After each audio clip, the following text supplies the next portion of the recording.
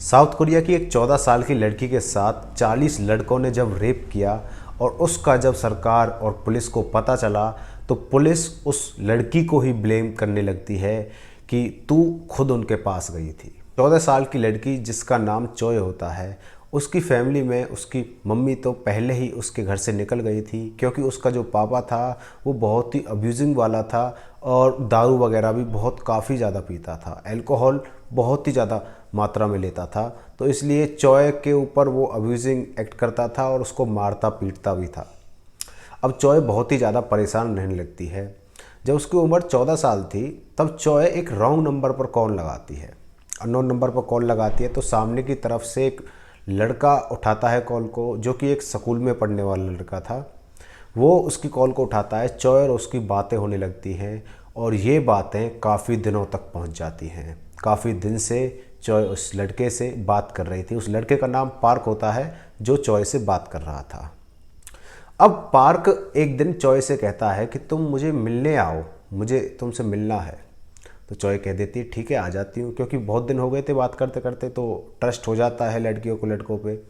लेकिन वो लड़का कैसा निकलता है आगे जाके, वो चोय की सबसे बड़ी गलती थी उसकी हाँ में हाँ मिलाना, यानी कि उसकी बात को मानना। वो जब बुला रहा था उसको बाहर मिलने के लिए, वहाँ पर चोय को मिलने के लिए नहीं जाना था। जब चोय उसके पास जाती है तो वो लड़का अपने घर उसको ले जाता है और घर में जैसे वो एंटर करता है चोय को लेकर, तभी उसका असली रूप निकल कर आता है।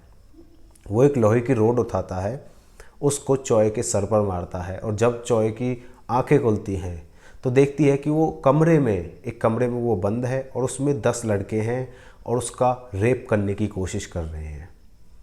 उन 10 लड़कों ने उसका बहुत गंदी तरीके से रेप किया और उसकी फ़ोन में वीडियो भी बनाई और चोय का रेप करने के बाद उसको मारा पीटा भी था। चोय का रेप करने के बाद वो कहते हैं कि जो ये हमने वीडियो बनाई है इसको हम फैला देंगे अगर तूने किसी को कुछ भी बताया तो। अब चोय चुपचाप अपने घर चली जाती है और जब वो लड़के उसको बुलाते थे तभी उसके साथ वो रेप करते थे। अब चोय को वो एक बात कहते हैं कि तू अपनी बहन को भी लेकर आ। चोय की एक बहन थी 13 साल की और उसकी 16 साल की एक कज़न भी थी। अब उन दोनों को वो लेकर जाती है और वो लड़के उनके साथ भी रेप करते हैं।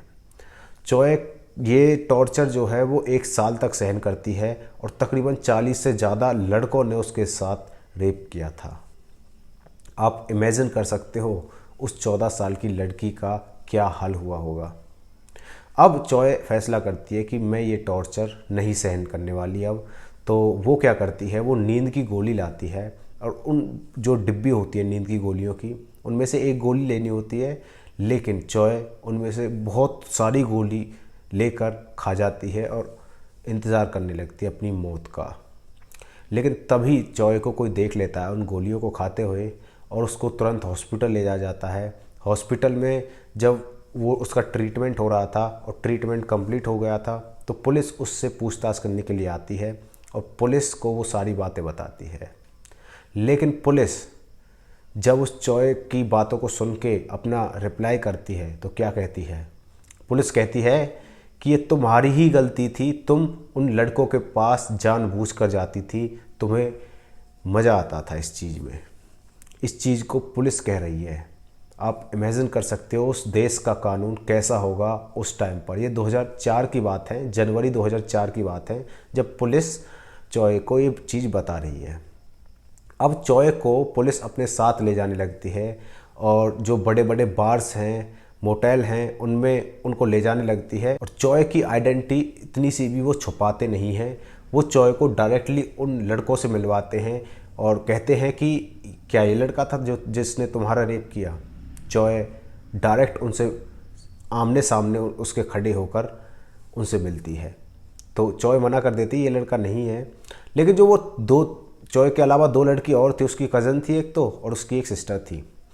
उसकी सिस्टर को धमकी आने लगती है और उसने, क्योंकि उसकी आइडेंटिटी जो है रिवील हो चुकी थी सबके आगे, और उसको धमकी आने लगती है कि हम तुझे जान से मार देंगे, तूने ये सब क्या कर रखा है, उन लड़कों को बचाने के लिए।